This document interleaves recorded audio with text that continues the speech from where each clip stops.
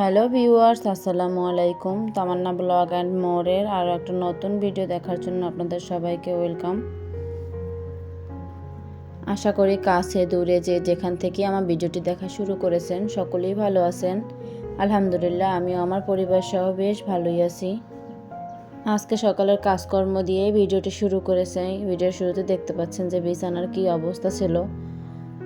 আসলে আমার ছেলে ঘুম থেকে উঠে নাস্তা খাওয়ার পরে বিছানায় খেলা নিয়ে বসে গেছে খেলাধুলা করার জন্য। আমিও আর কিছু বলিনি, বাকি অন্যান্য কাজগুলো গুছিয়ে নিয়েছি মোটামুটি।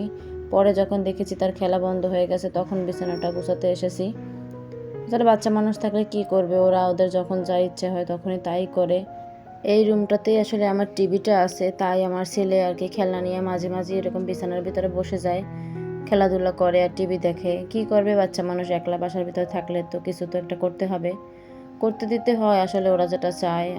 সকালবেলা থেকে তো মায়েদের অনেকটা কাজ থাকে, বিশেষ করে আমাদের রান্নাবান্নার কাজ, ঘরের আরও অন্যান্য টুকটাক কাজ থাকে, আমরা সেগুলো করি। তো বাচ্চাদের টাইম দেওয়ার মতো তো টাইম সকালবেলার দিকে থাকে না আসলে। তখন এভাবে খেলনা নিয়ে বসিয়ে দিতে হয় যাতে করে ওরা খেলাধুলা করতে পারে। এই যে এখন বিছানাটা গুছিয়ে নিয়েছি, বেশিক্ষণ এভাবে গুছানো থাকবে না, কিছুক্ষণ পরে আবার এসে বালিশ নিয়ে খেলা শুরু করবে, এটা নিয়ে খেলা শুরু করবে, আবার এলোমেলো করে ফেলবে। তারপরও গুছাতে তো হয়, এরকম এলোমেলো করে তো আর রাখা যায় না, তাই গুছিয়ে নেই।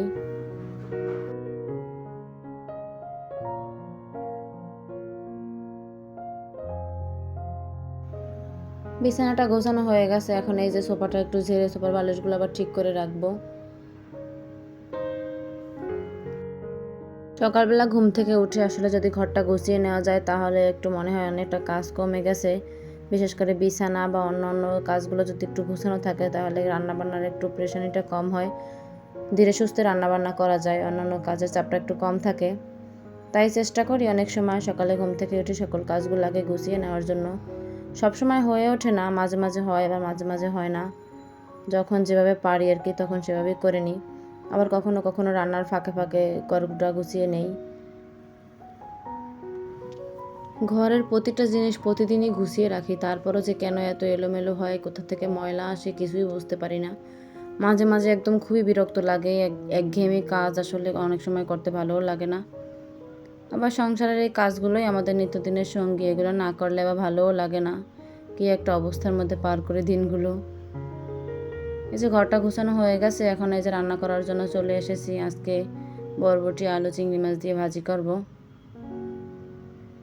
তরকারি কেটে কুটে আগেই গুছিয়ে নিয়েছিলাম, এখন এই যে রান্নাটাও বসিয়ে দিয়েছি, ভাজিটা হয়েও গেছে প্রায়।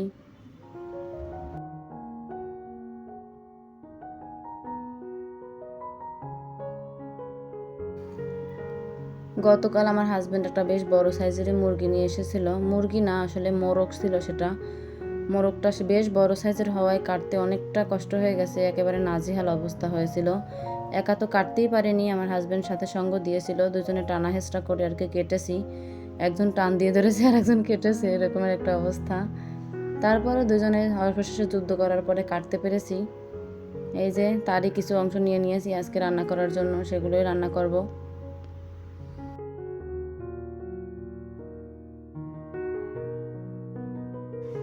আজকের এই যে বরবটি ভাজি আর এই মুরগি রান্না করারই ইচ্ছে ছিল, আর কিছু রান্না করার কোনো ইচ্ছে ছিল না। ভাতটা আমি আগেই রান্না করে নিয়েছি। পরে হাজব্যান্ড অফিস থেকে এসে বলে মুরগির গোশত রান্না করলা অথচ পোলাও রান্না করলা না, এটা কি হলো? পরে আবার এর ইচ্ছায় আর কি পরবর্তী সময়ে অল্প করে পোলাও রান্না করে নিয়েছি। পোলাও রান্না করার মতো কোনো ইচ্ছেই ছিল না আজকে আমার। তারপরও বলে না, কর্তার ইচ্ছেই কর্ম, কর্তামশাই যখন খেতে চেয়েছে না দিয়ে তো আর পারি না। তাই তার ইচ্ছে মতো পোলাও রান্না করে নিয়েছি অল্প করে।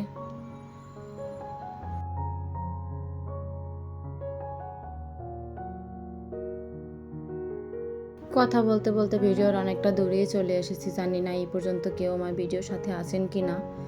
যদি কেউ আমার ভিডিওর সাথে থেকে থাকেন তাদের সবাইকে অসংখ্য অসংখ্য ধন্যবাদ জানাচ্ছি। যদি প্লিজ কেউ একটা লাইক দিতে ভুলে যান তাহলে একটা লাইক দিয়ে আমার ভিডিওটি কন্টিনিউ করবেন, কারণ আপনাদের একটা লাইক পারে আমার ভিডিওটি আপনাদের মতো আরও অনেকজনের কাছে পৌঁছে দিতে। তাই প্লিজ সবাই একটা করে লাইক দিয়ে যাবেন। আমার এই ভিডিওগুলো যদি দেখতে আপনাদের কাছে ভালো লাগে তাহলে আমার পাশে থেকে যেতে পারেন, আমার চ্যানেলটি সাবস্ক্রাইব করে পাশে থাকা বেল আইকনের অল অপশনটি সিলেক্ট করে রাখতে পারেন, যাতে আমি পরবর্তী ভিডিও ছাড়লে আপনাদের কাছে নোটিফিকেশন পৌঁছে যায়, আপনারা আপনাদের সময় সুযোগ মতন আমার ভিডিওটি দেখে নিতে পারেন। আর ভিডিওর কোথাও কোনো অংশ ভালো লাগলে একটা কমেন্ট করে জানাতে পারেন। আপনাদের এই কমেন্টগুলো দেখলে আসলে আমি পরবর্তী আর একটা ভিডিও বানাতে অনেকটা উৎসাহ পাই। তাই প্লিজ একটা কমেন্ট করে জানিয়ে যাবেন আমার ভিডিওগুলো আপনাদের কাছে কেমন লাগে। রান্না হয়ে গেছে, আমি এই যে কিছু পরিমাণ ভাজা বেরেস্তা দিয়ে দিয়েছি পোলাওর উপর দিয়ে।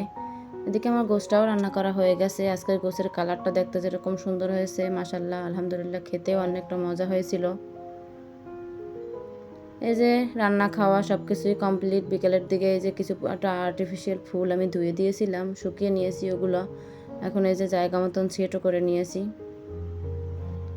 আজকের মতো এখান থেকে বিদায় নিচ্ছি। দেখা হবে পরবর্তী নতুন কোনো ভিডিওতে। সেই পর্যন্ত সবাই ভালো থাকবেন। আল্লাহ হাফেজ।